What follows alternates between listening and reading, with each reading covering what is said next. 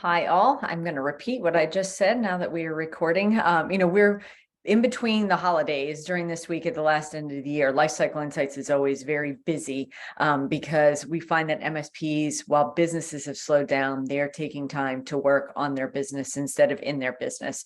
So we're always excited to chat and make sure we're available for folks who really want to dive in and are resolving to build better QBRs. That's what we titled today, right? Resolve to build better QBRs. If we haven't met, I'm Marnie Stockman, CEO of Lifecycle Insights. And today we're going to do two things. So I have a few slides, maybe 10, 15 minutes, depending on whether or not you want to pepper me with questions or if you want me to dive into Lifecycle and walk through the pieces. So this is very much some high-level vision setting. I think 10-ish minutes makes about sense. And then I'm going to show what those pieces and parts look like in the platform. But if you've heard me before, I always say I'm Italian, so I don't consider it interrupting. I consider it participating. So please feel free to put things in the chat, chime in. You can ask to come off mute, and I'll happily do that.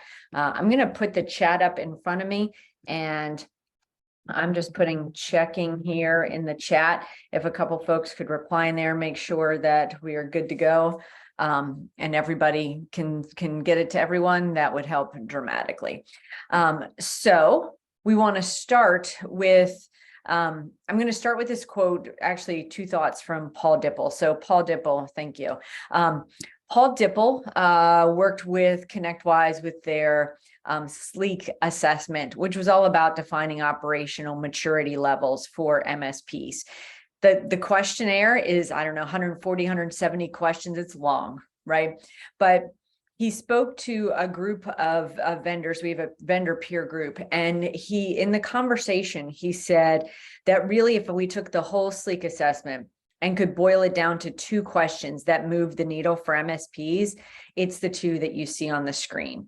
There are two key drivers for increasing operational level and therefore the valuation of an MSP. First, what percentage of your clients purchase your full stack? So that notion of stack alignment and having them aligned to your best practices is a critical component. And then two, are you doing true QBRs for all your clients?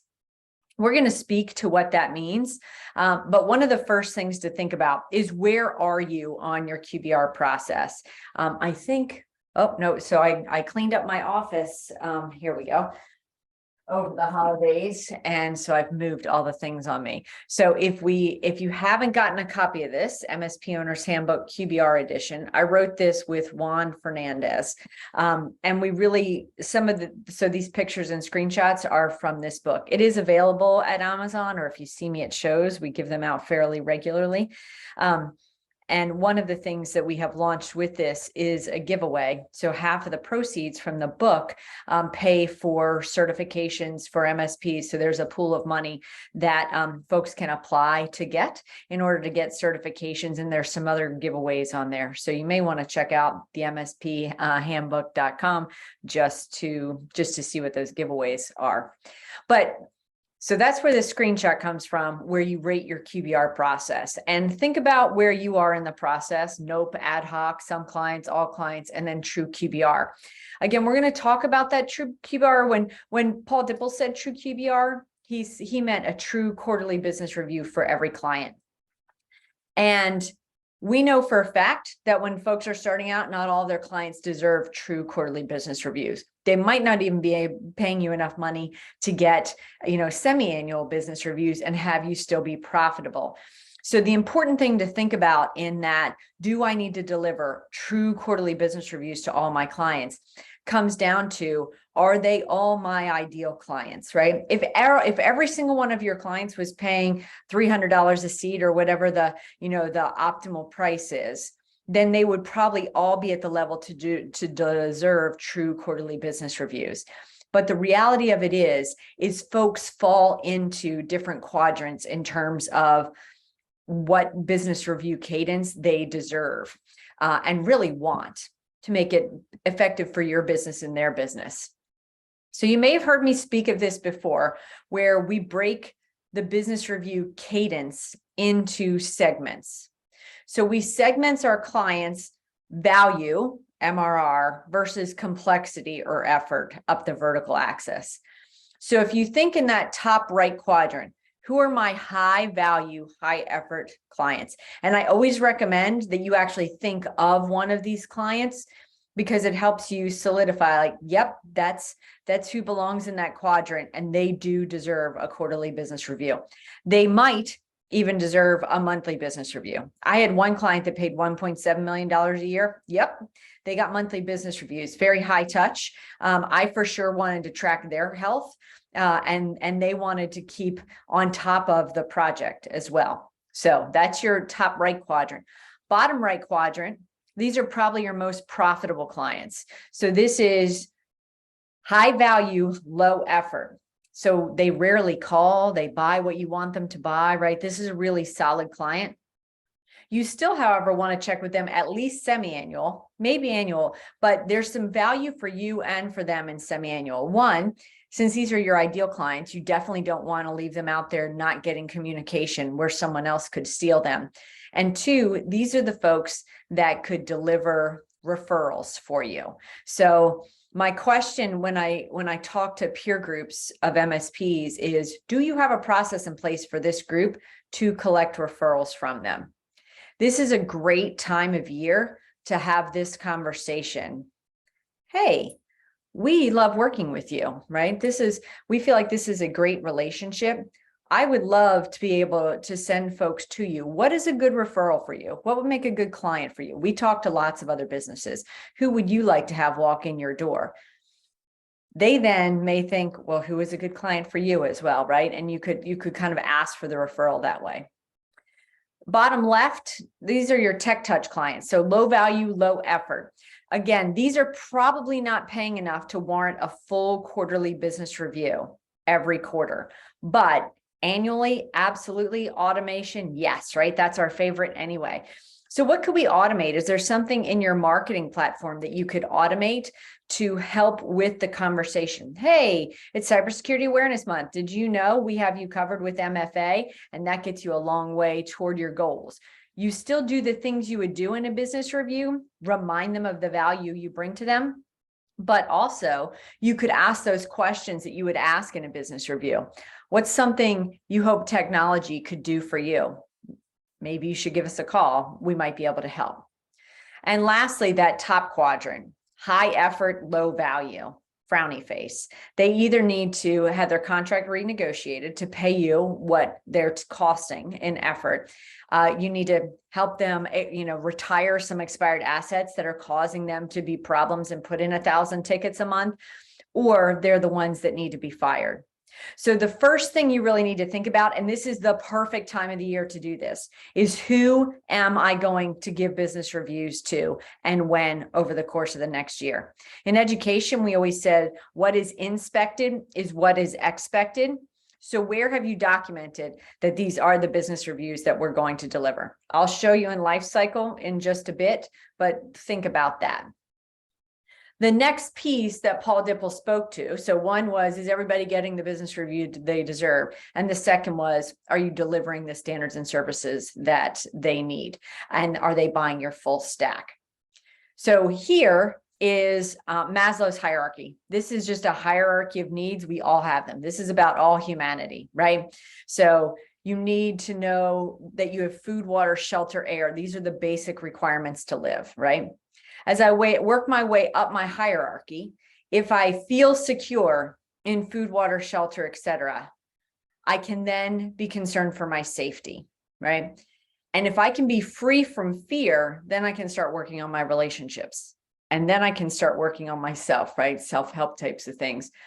And the top tier of Maslow's hierarchy is self-actualization, becoming the best version of you can be. Now, in 2022, almost 2023, they've changed that bottom tier. And so now they say Wi-Fi is actually the most basic requirement. But jokes aside, businesses have the same type of hierarchy. And that's what I wanted to talk about.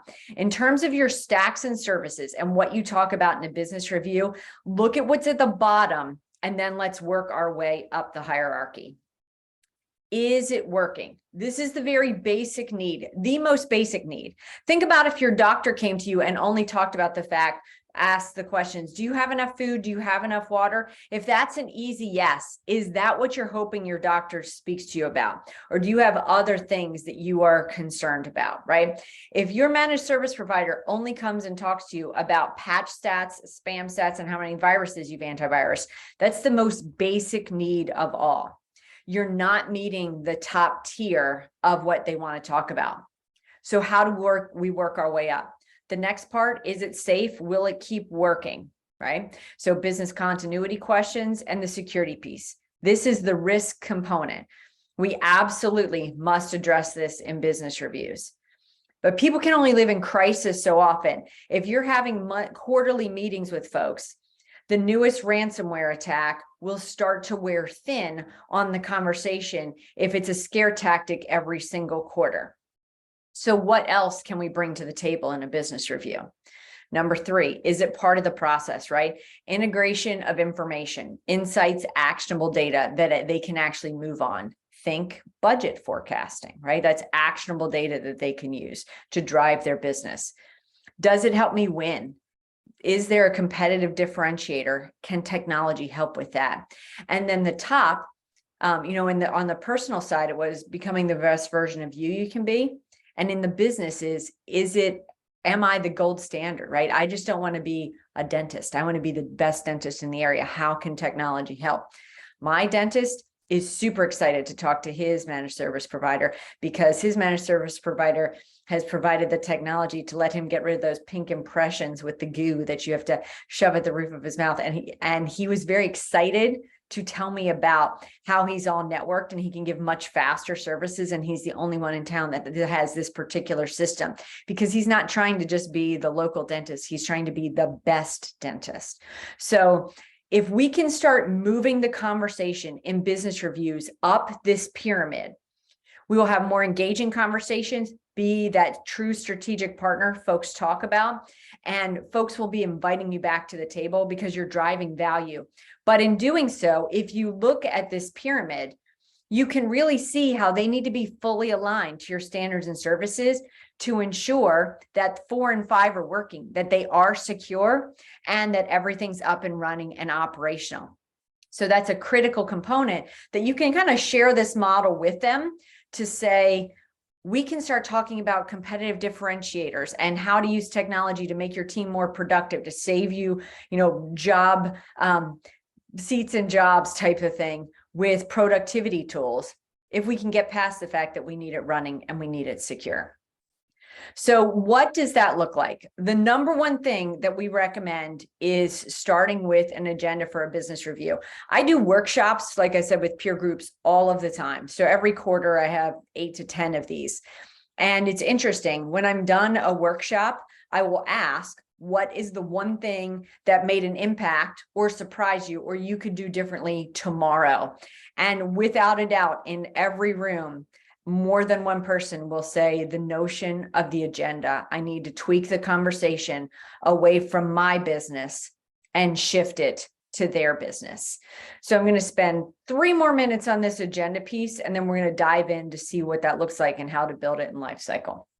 So for the agenda component, there are a few things. First, you should share it a couple weeks in advance.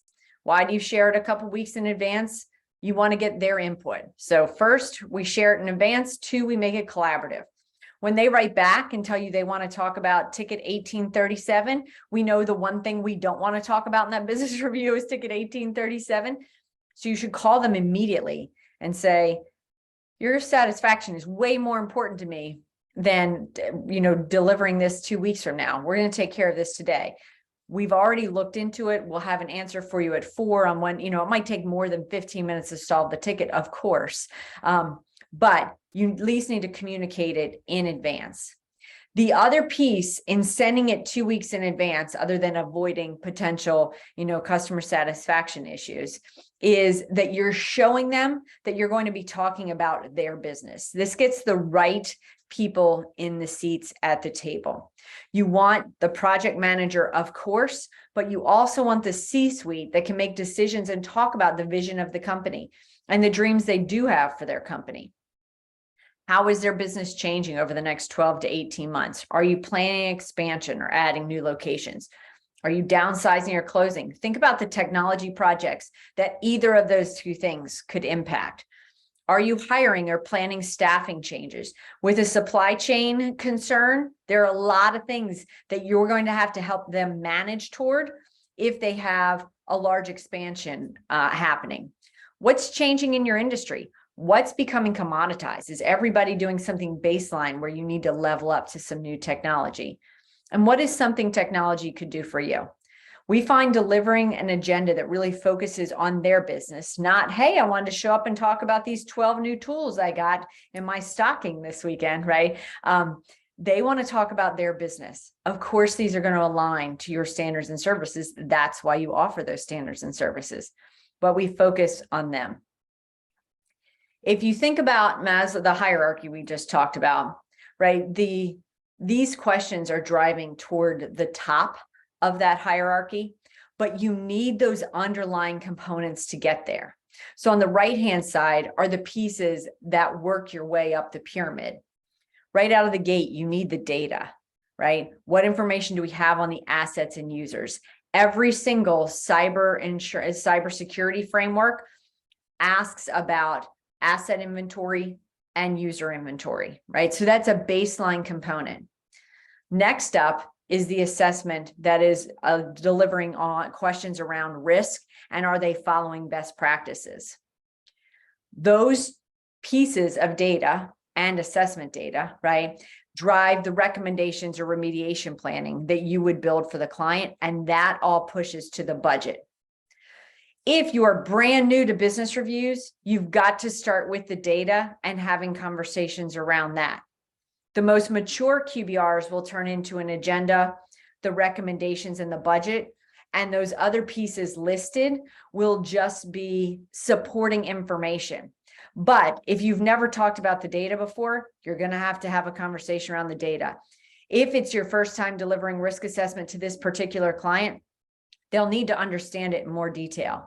But once you've done these multiple times and they understand, okay, they're surveying my environment, they're looking at opportunities to minimize risk or optimize my processes, and they're going to build recommendations based on my business goals to do those things, you can really streamline it to your recommendations and a budget.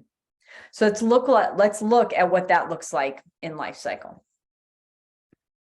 So the very first piece we talked about in the slide deck was segmenting your clients and setting up a cadence for each of them. So I have many life cyclers on the call. If you have not done this yet, this would be a great activity for this week to go through and say, what's the appropriate cadence for each of my partners? A couple things to note. So I've got my companies down the left-hand side, and across the top, you can see I've got a count of how many business reviews I'm planning to schedule for that month. So 24 in a single month, if you're the only person delivering business reviews, might be unrealistic. So when you go into a client, let me grab one that doesn't have them scheduled, Hogwarts. When I go into Hogwarts, I'm going to go into upper right-hand corner, meetings, and I'm going to click the schedule button. This lets you set up what is the appropriate cadence for Hogwarts. Are they monthly, quarterly, semi-annual, or annual? Side note, you can always add a one-off meeting later, and you can always adjust a time frame. But I said earlier, what is inspected is what is expected. So set the cadence of what you would expect to do for your client. You can choose your start date. If you start with the end in mind, who do you know you want to talk to in December, right? Probably not your largest clients. Your largest clients that have heavy budget cycles, you probably want to meet closer to November or October so that they can plan for spending out their end of year spend money, right? These are the types of things we think about when we're trying to set up our schedule. And do you want all of your top 10 largest clients in a single month, or do we need to space them out? So this is what you want to think about when you're scheduling these reviews. While you're on this page, you can also add default attendees. I'm notorious for remembering 8 of the 9 people I'm supposed to invite to a meeting. This will let you document all 9 of them so you don't forget.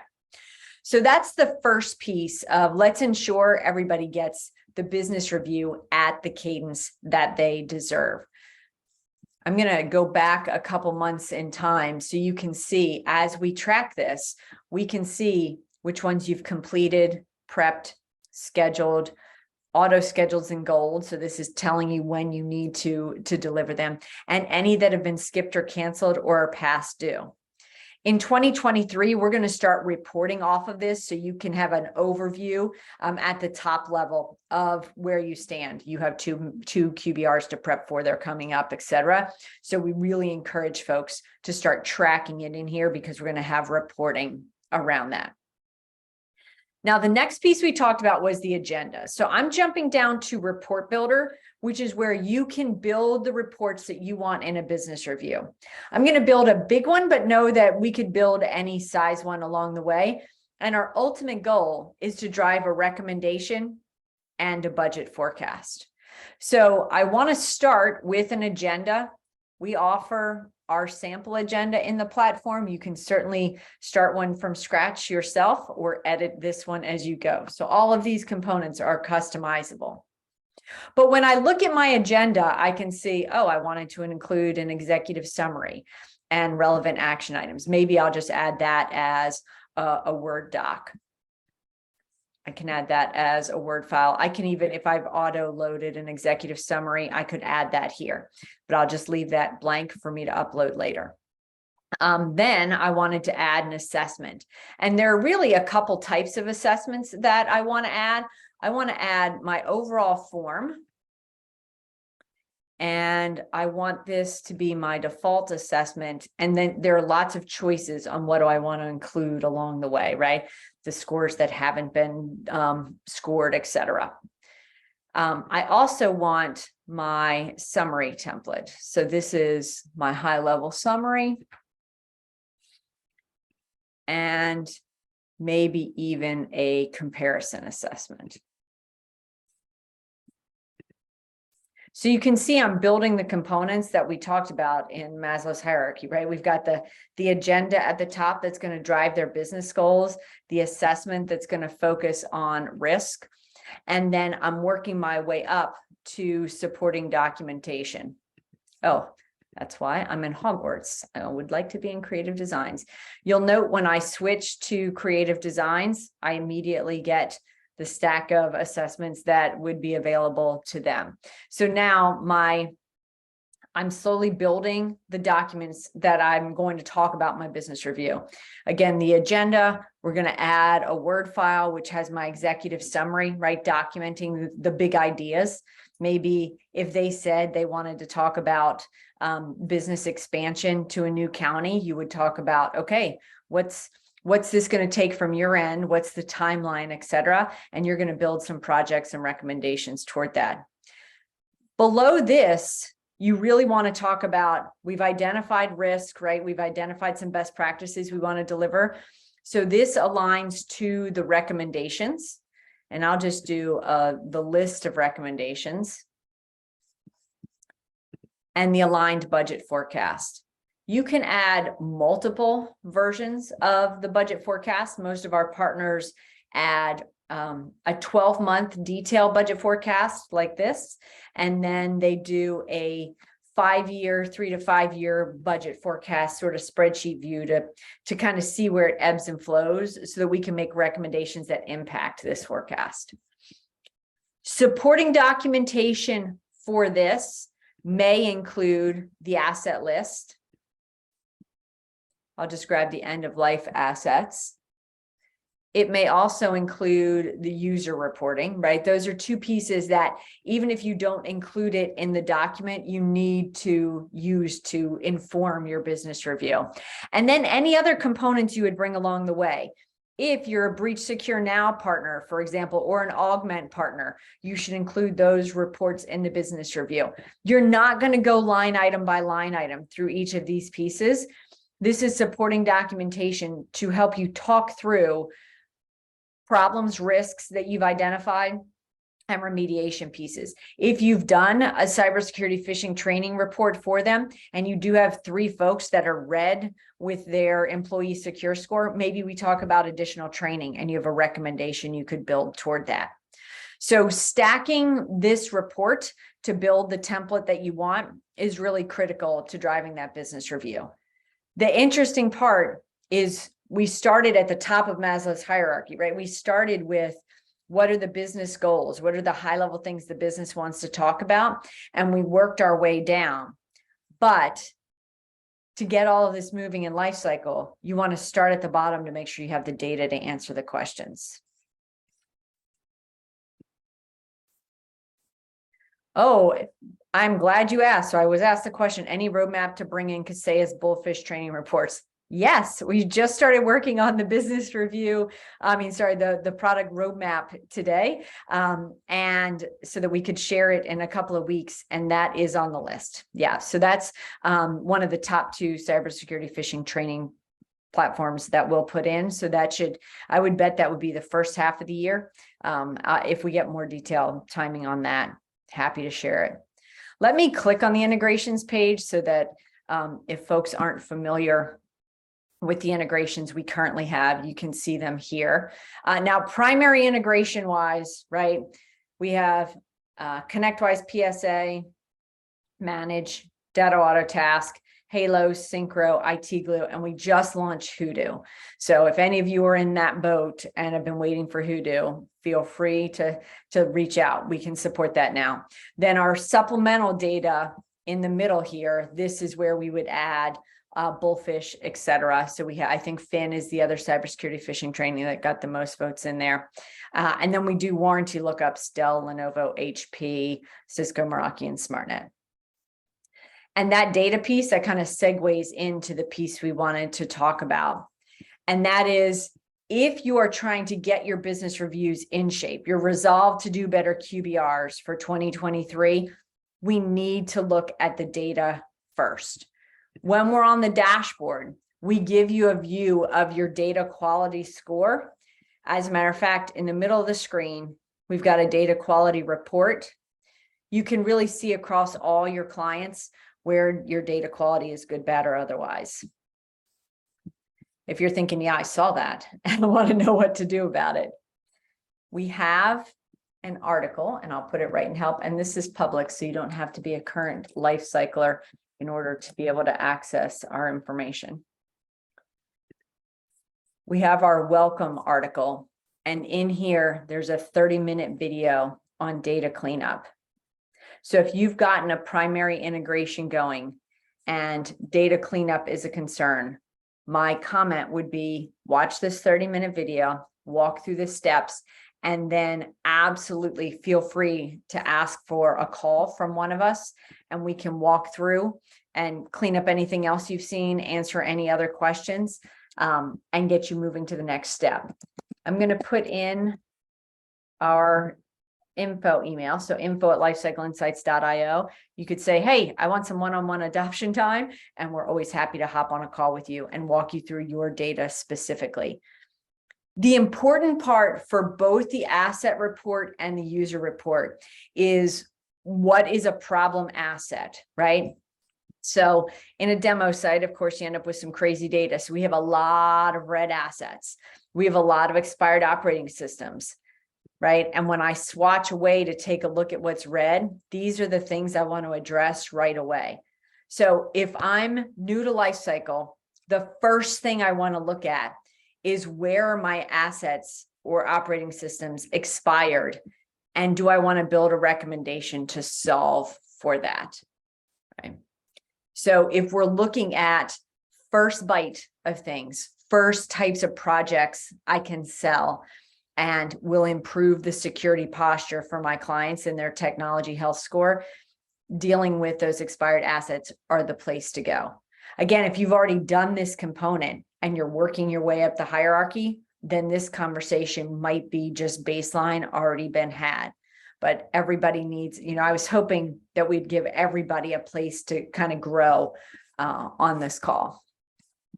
So I'm going to turn these back on. The other things you for sure want to spot check Where are my assets at end of life? But the other thing to double check for yourself is, where am I missing data, right? Do I have blue anywhere in end of life or warranty expiration? Because that means I don't have that data in the system. What do you need to do to resolve that?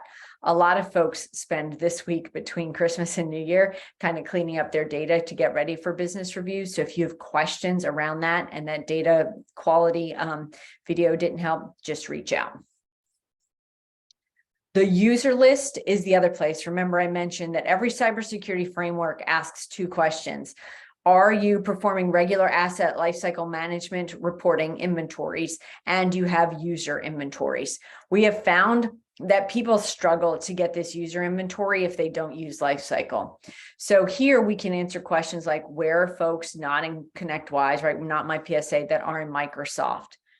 If you are a ConnectWise partner, if you're a Lifecycle partner and have and are not seeing this data, we have a troubleshooting doc in here. Microsoft has updated some of their fields for privacy settings, and sometimes you'll get GUIDs and your data will look odd until you get that straight. So I like to be set on that to make sure you understand that there's help right in the platform, or you can always email support and click on our support help desk, and they will happily answer your questions. But again, if we're starting here, the conversation is, why is this third person, they haven't logged in over 30 days and MFA is disabled? So if you just want these 2 reports, you can download them separately, or you could build a report builder with just the asset list and the user list and start there. That's the kind of the initial data cleanup that you need to have. If you think about the next piece we spoke to, it would be the assessment component, right? We've got the initial data out of the way. We know what we're looking at. There are some aged assets that are causing problems. Now I need to deliver an assessment to give them an overall health score. So I click inside assessments, and manage assessment templates is bottom right here.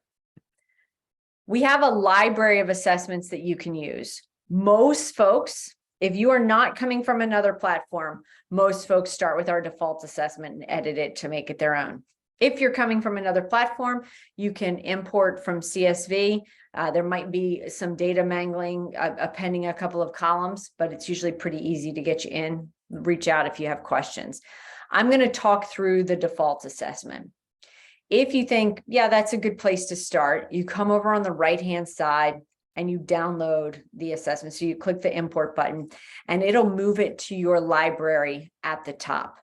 I'm going to go into one of the ones I've already worked on. What we typically recommend doing is copying it and renaming it your company. You don't want to see LCI default assessment. You'd rather have Marnie's IT assessment when you're delivering it to your client. Plus, that way you never lose the original and you can edit yours. When I'm in the assessment itself, the first time through, folks typically just take a look at the questions and the answers and edit it to make it align to their stack. So some of the questions are specific about the types of UTM appliances, right? If you have the preferred one, you might actually call out the company, the brand that you use to say, okay, these are the ones we're going to support, et cetera. So I would go through the assessment and edit this to make it your own.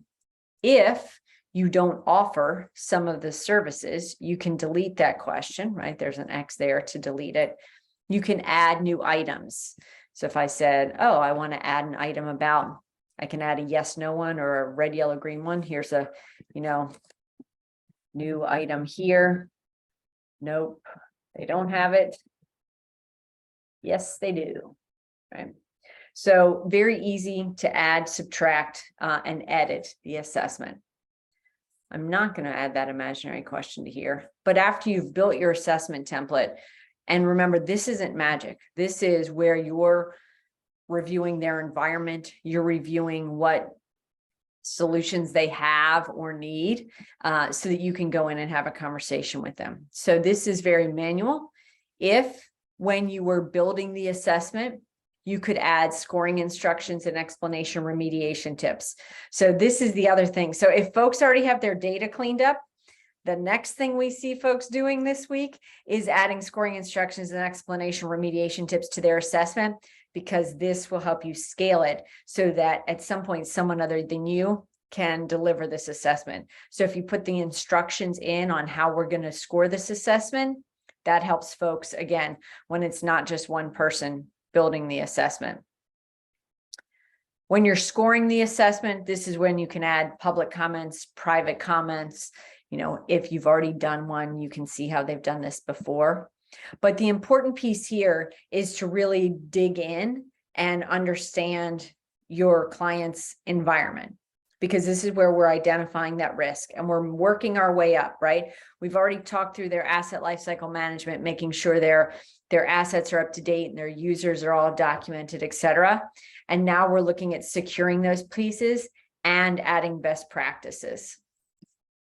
So once I've scored the assessment, it's always good to get an overview of how it looks in red, yellow, green. If I were this client, I'd be in a panic about all this red, but I'd definitely be concerned with the 21% in security and would hope you had some explanation for that. That is where you would go into top right item detail to create the recommendations. So again, we are working our way up the pyramid. We've identified a lot of risk in the environment, and now we need to build our recommendations to resolve that risk. So I can grab some of these and say, I'm going to create a recommendation from here. And this is where I can add the expenses, labor, material costs, recurring costs. I can even associate assets to it that are causing this problem. So I'm really starting to tie the story together from the bottom of the pyramid to the top, right? So I want to link these assets to it. So now I can connect the dots between where we're at risk and why. Again, you can add labor, material costs, and if you save it, you can add recurring costs as well. So these pieces are critical because they're going to help land on the recommendation roadmap. And this is where many of our partners have the conversation. We've talked about the risk. We've got a whole column of things we haven't scheduled. And when would it make sense to do these pieces? The beauty of this is, as I drag these around from quarter to quarter, it's going to update my budget, which will help, for your clients to have that full budget forecast of all their technology needs is tremendous. So the recommendations is a large part of the budget forecast. I'm going to jump into the budget forecast to show you how it impacts it. So you can see at the bottom here, we've got the recommendations and when they would fall. So this happens to be a yearly budget, but if I did this quarterly, you would see these recommendations quarterly as well. So you can work your way through this, and as those recommendations move and shift, it automatically updates in the budget. A lot of our partners tell us that before they used Lifecycle, it was taking them 12 hours to create this budget. And as soon as they updated a recommendation, they'd have to go hunt down those line items on an Excel spreadsheet and update it manually. So this saves a ton of time. Remember that the other pieces, so all of those expired assets, land on the budget with the appropriate time frame of when they went end of life. So if I click on my current reporting options, I can see, like, I have not chosen to show the overdue section because they had so many expired assets in my fake demo site. But if you've got 30 expired assets, when you show that overdue section, it's going to show a lot of their tech debt that's causing some of their pains. And that might be the first conversation you need to have. Or you can move them into one recommendation or a few recommendations if you think you need to parse it out over time. So if you're starting with a new client and they've got 50 assets and it's just not consumable for them to have that conversation of like, all right, let's replace all of these 50 assets now. You could put them on 5 different recommendations and say, okay, we're going to parse out for the next 5 quarters. And we're going to do 10 assets each quarter. And that'll get us on a rolling cadence of how to deal with asset lifecycle management. You can see here the other options that you can include on the budget. Within this year, We have added fiscal year support, so we can do quarterly, monthly, or yearly, or fiscal year as well. A lot of folks asked, all of Australia needed it for sure. And a lot of folks said, okay, our nonprofits, our municipalities had a July 1 start date, and we want to be able to budget for them like that. Questions on building through to the budget, or any of those pieces, really, the assessment to the recommendation to the budget.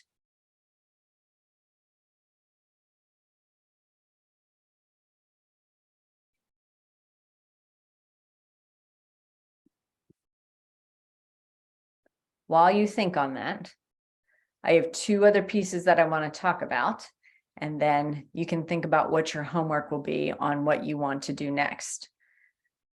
In terms of working on the business instead of in the business, right?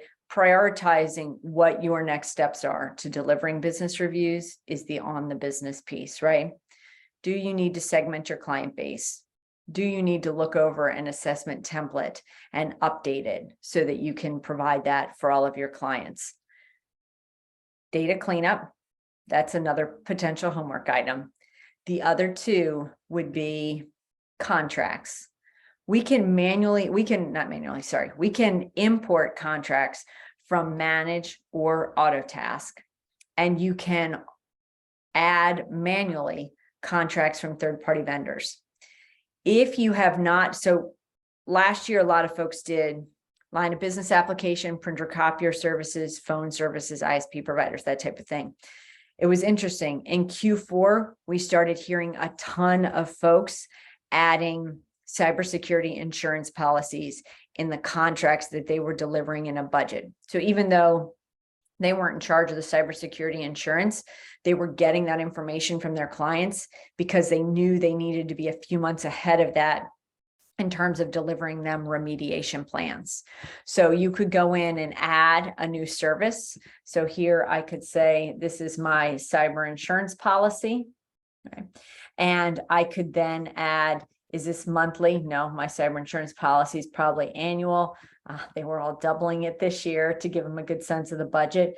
And you could kind of fill in the rest of the pieces based on their contract. That would help drive the conversation, and frankly would help drive a lot more sales. Cybersecurity insurance has driven more help toward MSPs than a lot of other pieces of late.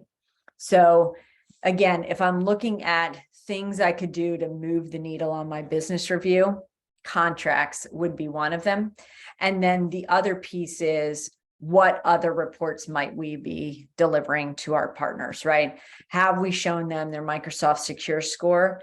Gives you a good argument for why we need to MFA, right? Do you have a cybersecurity phishing tool? Are you doing SaaS monitoring or CSAT or a summary of tickets, right? Have you given a review of this to see who are the typical users and what are their typical complaints, right? Are there some places in ticketing that maybe we could address some concerns on our end?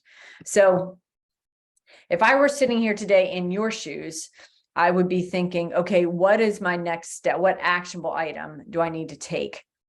But before you start on the specific action item, what's the end goal? Is the end goal everybody gets the business review they deserve? In that case, let's start with, how are we going to segment them? And then what do we start on next? Is your data clean? If not, that's step one. Do you have the assessment in shape? And are you really ready with an agenda that you like, that can help drive the needle toward their business conversation? Remember, if you think about Maslow's hierarchy again of the business needs, the business owner really wants to talk about their business and how becoming the best business they can be is impacted by technology, rather than, I just want to know that my technology is working and that the patches are patched and the spams are spammed or anti-spammed, right? So you really need to think about the agenda in terms of forcing the conversation to be about their business goals as a business consultant, and then use all that supporting data that you have beneath it to drive the conversation. So think about what your homework may be. Again, I put our email in there, info@lifecycleinsights.io. We are more than happy to chat and give you homework. I was a teacher, so I happily assign homework to folks. And if you're ready to deliver that business review, then give it a shot, and it's incremental improvement, right? So if we're starting with the data piece, then next time maybe we add the assessment component. The biggest blocker that we see for partners is sort of they let the status quo defeat them, and they kind of put too much in front of them at once. So that's why we encourage the bite-sized pieces, right? If you're resolved to do better QBRs, what have I talked about today that's going to help them move the needle for your business reviews in 2023? If you're so bold, I would love for you to put in the chat what piece maybe you are. You can put it to me personally if you don't want to shout it out to everyone. What's the one thing you're going to do for business reviews? Would love to see or hear that. Is it difficult to move PSA RMM systems? We have it in the system that you can manually do it, but if you already have data in there, you should put in a support ticket and let them know that that you want to transfer the data, and they can help with that for sure. So there's work on our end, but it's not too bad for you at all. How's that? So I'm gonna write down here under help, just contact us. I would just say synchro to audit task, and they'll be able to help you make that move. No problem. You're welcome. Oh, all right. Somebody else privately chatted and said that they have some data cleanup to do on their end. And I got 2 comments that look like the agenda is something folks want to update. Let me see. Let me jump back to this one. Okay. Anybody else got anything for me or questions?